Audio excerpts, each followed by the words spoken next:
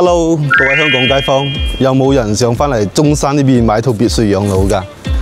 咁咧，中山嘅別墅咧係好多樣嘅，但係咧大多數別墅係一樓冇有長者間嘅。咁咧，我哋睇嘅呢套別墅咧，係帶埋裝修嘅。佢係一樓咧係有嗰啲房間俾你哋去住嘅，因為有啲老人家上落樓梯唔方便，佢就要求一樓有個房咯。咁咧呢套別墅咧佔地咧，佢咧係差唔多去到300方，建築面積238方，然之後咧係賣258萬㗎，帶埋裝修㗎啦。買落嚟稍微搞下衞生就可以入住㗎啦，基本可以做到拎包入住啊！咁我哋入嚟睇下啦。咁咧，咁先別墅咧冇花園點叫別墅啊？咁咧佢前面咧係有一個咁大嘅嗰個全花園。當然呢個別墅仲有一個亮點就係佢係單邊位嘅。咩叫單邊位咧？即係話佢本身係連排噶嘛。佢呢邊咧係單邊冇同埋人哋黐埋起嚟嘅。咁亦即係佢呢度可以空出嚟一個側花園。側花園即係側前花園加埋側花園加埋後花園啊，差唔多去到300方，亦即係3000幾尺咯。我哋過嚟睇睇啊。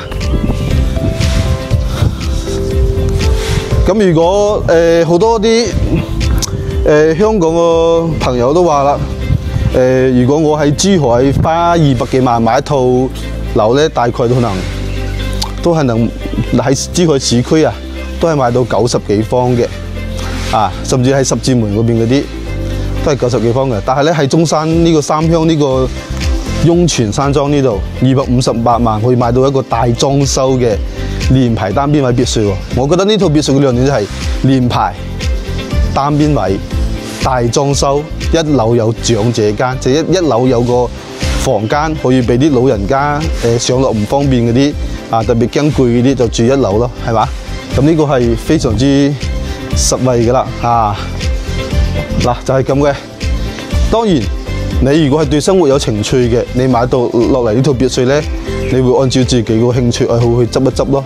我個人覺得係咁嘅，滿足你種花養草養寵物嘅問題。如果係我咧，我會花心機將呢啲圍牆圍起身或者喺呢啲地方整個魚池即係同樣一個空間，睇喺邊個手上發揮出唔同嘅效果嘅。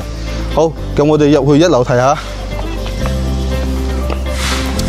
咁咧呢度佢種嗰啲都係比較普通嘅廣東水果，龍眼樹芒果樹。係我咧，我就會種植啲美洲嗰邊嗰啲嘉寶果更加有特色。咁咧佢入嚟咧，前面就係一個大廳㗎啦，呢個廳係幾闊嘅。當然佢呢度咧係冇挑空嘅，唔係所有別墅都挑空嘅，佢係講求實用率嗰種咧，就會一樓就係整成即係實實在在嗰種就呢度可以有個老人房係可以放床嘅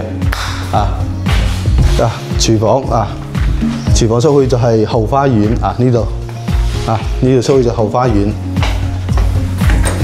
呢度出去就後花園就呢度啦。好啦，咁一樓咧就大概係咁嘅情況，我哋就上去2樓睇下啦。咁咧我哋就上到2樓啦。2樓咧就係有3個房間嘅。咁如果咧翻嚟住有得幾個人嘅，有得4、5個人住嘅，肯定要4個房間啦。1樓有個長者房，2樓有3個房，係嘛？咁呢度仲有一個大嘅套房咁出咗嚟呢度咧，呢個房咧係有露台嘅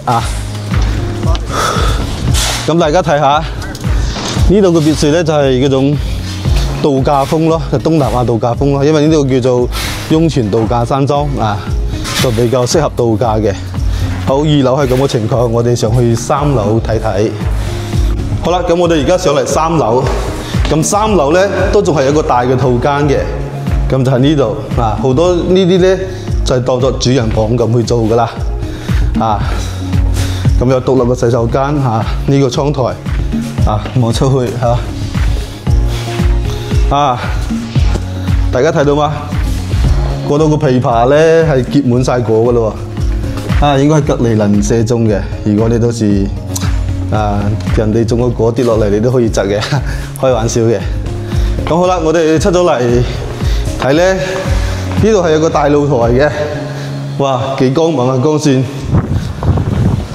咁我哋就喺呢個露台呢度啦，採光係非常之好嘅，都係睇到啲紅磚頂啊、紅屋頂啊，仲有嗰啲各種果樹。好，想喺大陸咧揾靚樓嘅，就關注呢個邦安家啦，關注大名。如果需要喺中山揾別墅或者揾屋養老嘅，歡迎多啲同大名交流。好，呢期到呢度 ，see you。